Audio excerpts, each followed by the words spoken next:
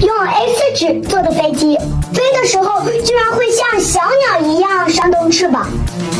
想玩吗？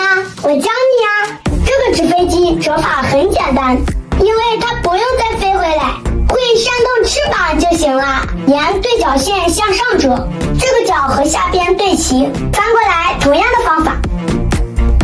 打开，上面的大角折到下边的终点，这个小角折下来，这两个边要在一条直线上，右边也是这样。再把大角沿这条线往上折，翻过来再折一下，然后对折一下，折出飞机的两个小翅膀。尾部这两个角轻轻地折一下，最后把飞机中间这条线来回折至少10次。这样扔的时候，飞机的翅膀就会上下